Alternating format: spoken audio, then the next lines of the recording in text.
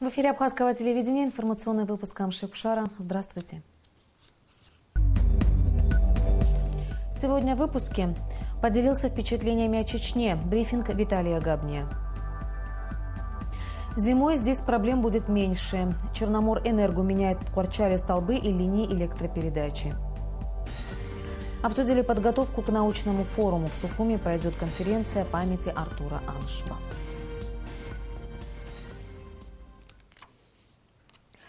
Об итогах поездки в Чеченскую Республику на инаугурацию главы республики Рамзана Кадырова рассказал сегодня на пресс-конференции журналистам вице-президент Абхазии Виталий Габния.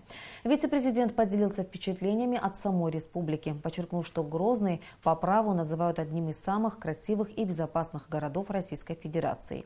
Такого прогресса республика добилась, по словам Габния, за счет нескольких основных составляющих – поддержки диаспоры, идеологической составляющей и уважительным отношением к власти.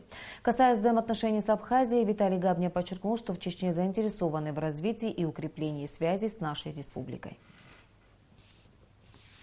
Грозный представляет сегодня очень приятное зрелище, оставляет даже впечатление, поскольку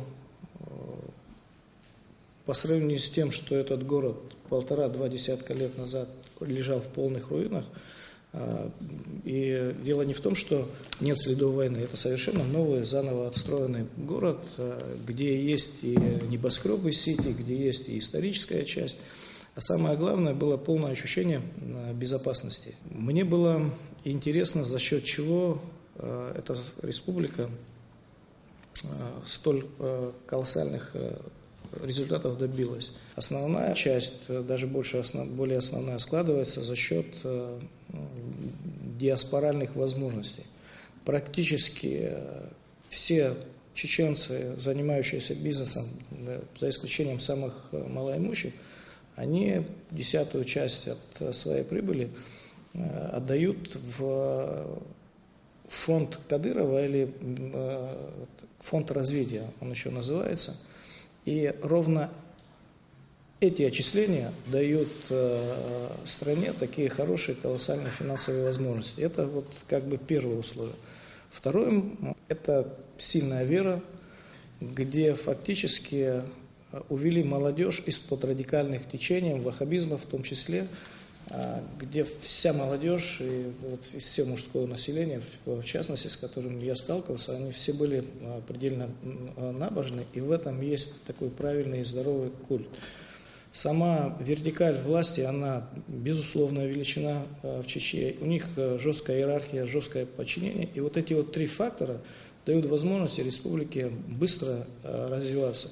Поездка носила представительный характер, но нужно взять во внимание, что когда в наш дом пришла беда, и когда у нас была война, осью, центром всего добровольческого движения это была Чечня и Грозный.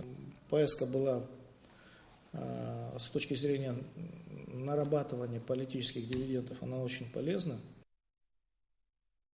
Госкомпания «Черноморэнерго» продолжает масштабные работы по замене опор линий электропередач. На этой неделе абхазские энергетики трудились в Ткварчалском районе. Какие работы им удалось провести в высокогорье, в нашем следующем сюжете. В Ткварчале проведены работы по замене деревянных опор линий электропередач на железобетонные, а также проложено более 4 километров специального изолированного кабеля. Работы проведены в рамках российской инвестпрограммы. Все опоры, все деревянные и железные опоры заменены на железобетонные опоры. И их установлено на 5 улицах более 120 штук. Ткварчал испытывает большие проблемы с электричеством, особенно в зимний период. Всему виной полная изношенность электрических сетей и оборудования, а также резкое увеличение потребления электроэнергии в это время года и возрастающие нагрузки на сети. Энергетики обещают, что после замены кабеля качество подаваемой в сети электроэнергии будет заметно лучше. Эти улицы попали в инвестпрограмму по той причине, что здесь электроснабжение было в плохом состоянии. Провода были устаревшие, более 50 лет никто не заменял эти провода. В зимнее время года из перенагрузок эти провода падали, постоянно приходилось их чинить. Теперь, я думаю, эта проблема не будет у нас за то, что уже вся электропроводка новая. Даже в дома мы провели новые провода. Серьезные проблемы с электроснабжением существуют во всех районах республики. Линии и сети ветшают, а Черноморэнерго латает дыры по мере сил и возможностей. Елена Лолуа, Сейт Агуха, Абхазское телевидение.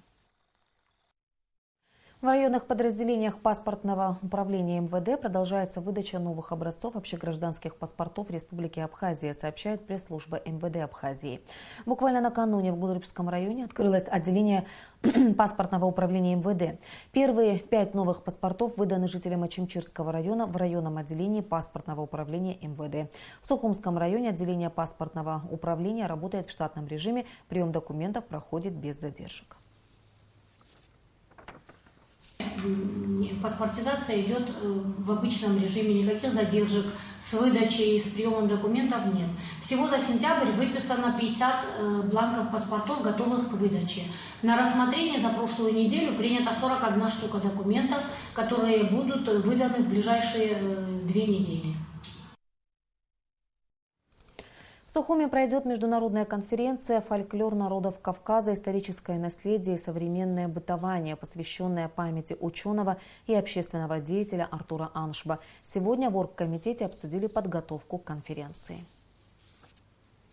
Международная конференция, посвященная 80-летию ученого и литературоведа Артура Аншба, пройдет с 24 по 27 октября. На конференцию приедут около 50 человек. Известные ученые, фольклористы, литературоведы, историки из Москвы, Нальчика, Черкесска, Майкопа, Башкирии. Сейчас активно идет подготовка к мероприятию. Практически готовы буклеты и пригласительные. Выбрано место проведения конференции. Более того, уже известно, что работа на конференции будет идти по 3 секциям. 3 секции. Это будет секция нартоведения, поскольку это ученый прежде всего был нартоведом, но и выдающийся литературовед тоже. И потому будет еще секция литературы, не только абхазской литературы, широкого, в широком понятии. Будет, конечно, секция общей фольклористики и секции литературы. Скоро, на днях, будет готов баннер в центре города. Это тоже, я считаю, что это для рекламы ученых очень хорошо. Пригласительные тоже готовы, потому что у нас зафиксированный приезд 45 гостей. Артур Аншба был известным фольклористом, нартоведом, текстологом. Его работы внесли большой вклад в науку Абхазии, более того, неизвестны во всем мире. Артур Аншба оставил глубокий след в литературоведении и фольклористике. Он принимал активное участие во всесоюзных и республиканских форумах ученых, вел большую общественно-литературную работу, был активным участником национально-освободительного движения абхазского народа. Он является автором очень серьезных исследований нартского эпоса, других памятников устного народного творчества. Его имя, его мысли, его взгляды, они отмечены, можно сказать, в мировой науке как самые высокие, самые высоко апробированные. И все, к чему прикасалась его рука, все, что выстрадано Артуром Артемовичем, оно, написано, создано на самом высоком уровне. Президент Академии наук Абхазии Зураб Джапо отметил, что необходимо переиздать все научные работы ученого, так как книги давно физически устарели, и студенты и работники института не имеют возможности ими пользоваться. Более того, было отмечено, что до конца года необходимо издать все работы, которые будут представлены на форуме. Сария Смыр, Беслан Джинджолия, Абхазское телевидение. Презентация книги Тараса Шамба и Александра Непрошина «История абхазских князей Шорвашидзе» состоялась сегодня в Сухуме. В книге представлены многочисленные документы, ранее не публиковавшиеся фотографии и исторические факты. Это научно-познавательное исследование посвящено владетельному роду Шорвашидзе и его роли в формировании государственности Абхазии на фоне исторических процессов в восточной части Причерноморья. Специалист в области истории и государственности Закавказья Александр Непрошин передал в дар Национальной библиотеки 3 экземпляра книги. Автор надеется, что история абхазских князей Шорвашидзе будет представлять интерес не только для специалистов, но и для широкого круга читателей, интересующихся историей. Я был в Турции, собирал материалы Шорвашидзе, в Болгарии, в Германии. Но основной материал был это по абхазским материалам. И полностью его сын Никиты Шорвашидзе, Андрей, передал мне полностью архив своего отца. Вы знаете, он практически полностью вошел, только маленькая редактура была и дополнение. Мы этот материал использовали. И я считал своим долгом посвятить именно эту работу, во-первых, Абхазии, поскольку это абхазские правители были, и надо помнить своих предков. Один из 12 главных православных праздников Покров Пресвятой Богородицы отметили сегодня в храме Покрова в Гудауте. Храм был полон желающих разделить между собой молитвенную радость. Из города Горячий Ключ Кубанской епархии в Абхазию приехали прихожане храма и сестры милосердия. Они впервые посетили храм Покрова Пресвятой Богородицы. Праздник Покрова Пресвятой Богородицы считается самым важным осенним праздником в православном мире. Он установлен в память чудесного явления Божией Матери во время осады города в 910 году во Влахернском храме Константинополя, где хранились риза Богоматери, часть ее пояса и головной покров. И в завершении выпуска о погоде.